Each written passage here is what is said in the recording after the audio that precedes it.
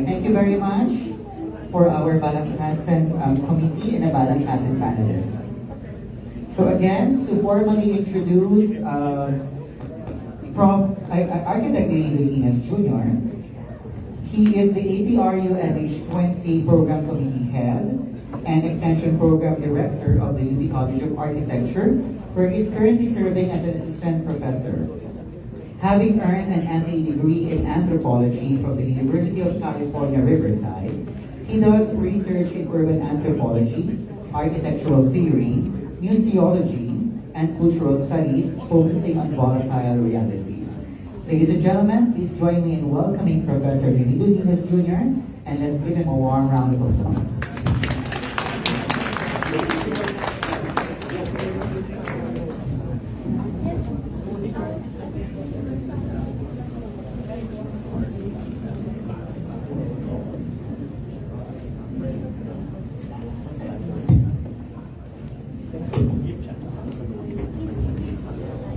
I don't know why they want me to be up here.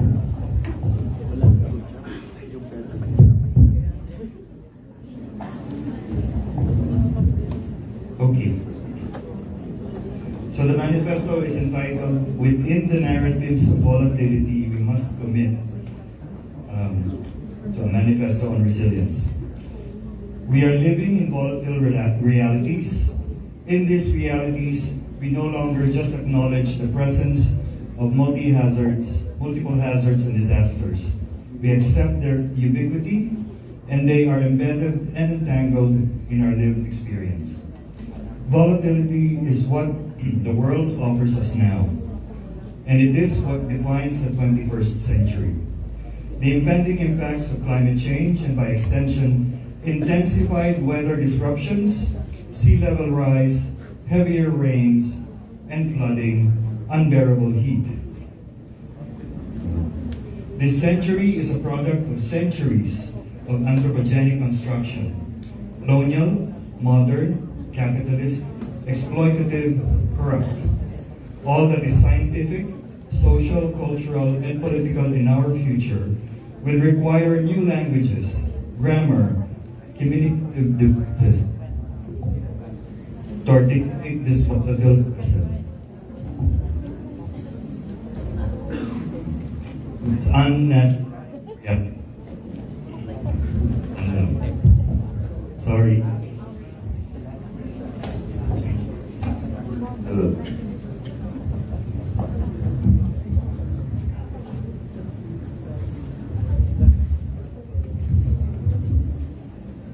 Let me repeat that last line. All that is scientific, social, cultural, and political in our future will require new languages, grammar, and communicative devices to articulate this volatile present, this unnatural reality. And we must defend the future of the non-human and the human and revive the wretched ecologies of the earth. Yet volatility can have solvencies. Our capacity for rectification and resolve is still abundant, albeit waning. We still have this potent force and the affects that will produce the 6 points of resilience. First, imperatives to a resilient future. A resilient future begins with care, a concept we may have forgotten to describe. It is imperative that we care about ecological survival, about the implications of design of our infrastructure and landscapes, about equitable justice and governance. It is imperative that we care for our cities, communities, neighbors, and ourselves. It is imperative that when we do build new systems for our contemporary life and survival, these systems are stable, flexible, and redundant. It is imperative that we rethink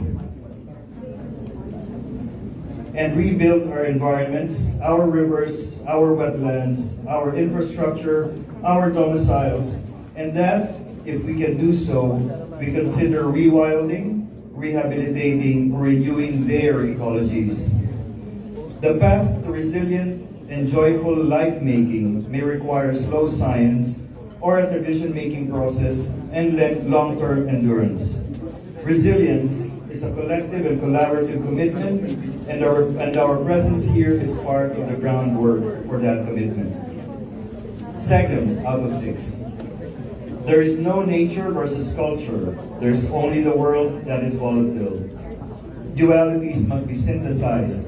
Science and non-science must not be pitted against each other, and instead, we work to communicate both scientific knowledge and local and traditional systems to strengthen our capacities to affect power and power's interlocutors. We rely on experts and professionals, scientists, academics, and activists, planners, architects, and engineers, bureaucrats, technocrats, and technologists to create a reliable system of modern life. But we also rely on our affective capacities, instincts, or even our dispositions to understand how we endure this more turbulent world, the world that is often the very doing and failure of such modernity. To be resilient, we must consider nature-based cultures. As active participants, we must now be accountable, rectify, and deliver. As we observe, participate in, and design our ever-shifting contemporary landscapes, we must also recreate. Third, the creative world is full of becomings. In the unfolding of volatile realities, we must become. Academics can be transdisciplinary, educators can be facilitators of changing mindsets, designers and communicators can instigate collective grammar and resilience. We must be positively creative as our world is more rapidly transforming than it has ever been, especially when we have a hand in what is becoming. We constantly describe this world now as destructive, decaying, increasingly informal, governed in inequality and injustice. Even so, we must not just illusion ourselves to talking about empathy. We must pause and reflect on our positionalities and expand our capacities to do care and to help. While some of us are more than privileged to care during calamities and disasters, our experience of those moments' challenges are often impoverished self-confidence. There are no more experts for the wretched. There is only the lived experience in resilience. We are both perpetrators and victims of our designed worlds, but we do acknowledge our benevolent capacities defined not by privilege, but by naturally designed altruism, and this we must pursue. When we recreate our worlds, we must consider our responsibilities to defend not just our own well-being, but also others. Fourth, the world can never become fully designed, but our world, shaped by design, can be iterated differently. If we acknowledge our design failures, our mindset shifts. Design is not just within the purview of planners, architects, and engineers. We all participate in it. We have been designing our worlds for thousands of years, and we call our design present progress. So why is progress failing? How can we design differently? Part of design iterating is the consideration and adoption of the processes that we understand as and call natural, biological, geological, meteorological. Yet there is also local and cultural knowledge and the practical capacities that we force ourselves to use and make meaningful in times of calamities. These collective knowledge, wisdom, and capacities can shape the potential datum on resilient design. Fifth, the diverse narratives on and paths to resilience. There will always be diversity and differences, but heterogeneous voices on patterns of resilience can be reassembled.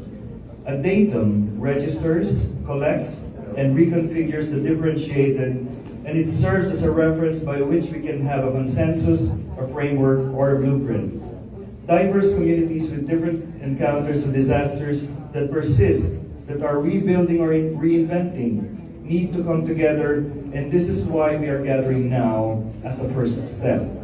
Sometimes rifts can create factions, especially if there are methodological or ideological differences, but if the blueprint on resilient practices holds, productive archipelagic thinking can emerge in insularity and regional diversity. There's no single narrative, and we must share our unique or individual result for meaningful and successful resilient practices. And finally, sixth, the discernment to recognize hazards and a determination to say no. Despite the professional and personal risks associated in being defiant, saying no to destructive projects and practices can be productive. In the past few decades, commitments to sustainable development produced innovative technologies, created new spaces, and even new capital that can be equitable. Professionals, institutions, companies, and governments who have given up unsustainable practice persuaded their clients and constituents to have ecologically adept mindsets and develop practices that adhere to sound, sustainable programs, have even proven that it can be possible to be resilient and still earn fair profit margins or savings. We must persuade more, to be accountable and transparent, to reform and realign, to be equitable and inclusive. We must support efforts that encourage resilience and resist those that endanger it. We here, therefore, adopt these narratives and the commitments we discussed and agreed on in this plenary hall today on the eve of the APRU Multi-Hazard Symposium and Conference convened by the UP College of Architecture and the College of Engineering, participated in by United Architects of the Philippines Minimum Chapter, the Philippine Association of Landscape Architects, the Philippine Institute of Environmental Planners, Philippine Meserior Partnership Inc., Greenpeace Southeast Asia Philippines, Move On as One Coalition. Did I forget anyone? That's it. Signed at the University of the Philippines, Bonifacio Global City Campus this 26th of November 2025. Yes. So I think later on we'll all sign down there. Yes, can we invite representatives from the mentioned organizations, professional organizations, advocacy groups, and the UP College of Architecture to please come up here in front. Specifically, Architect Rachel Leia Manuel, UAP Diliman Chapter President, Architect Ina Ramos, UAP Diliman Chapter Secretary, Architect Catherine Regala Odulio. Okay. Joke. Biro lang po yun.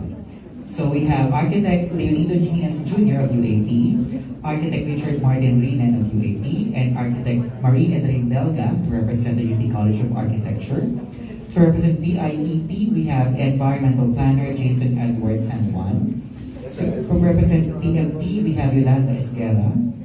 Tao Pilipinas, Architect at ENP Arlene Lusterio. For UAP Diliman Chapter, Architect Rachel Leo Manuel, Architect ENP Angela Saligan Quintanar, Architect Pablo Fortunato Suarez, Architect Zita Hipolito. For Greenpeace, we have Ms. Marian Francis Ledesma. For Move as One Coalition, we have Dr. Robert C. For Ilog Pasiglahin, Mr. Joven Javier.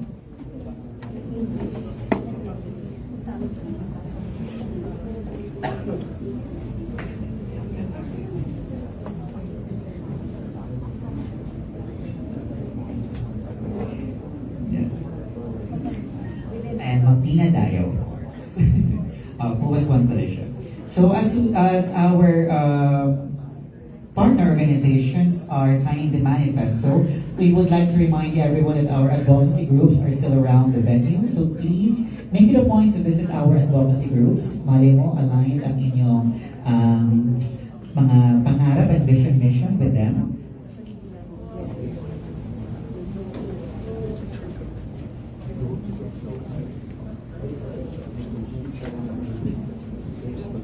Okay, so meron dito po tayong self-screening just outside the lobby area. So please proceed if you want to self-screen anything. Ay, ako pala. Sorry.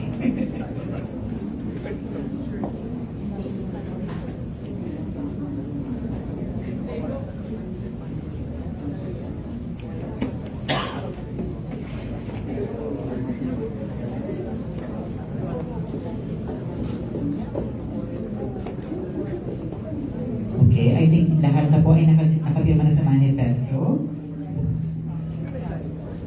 Thank you very much.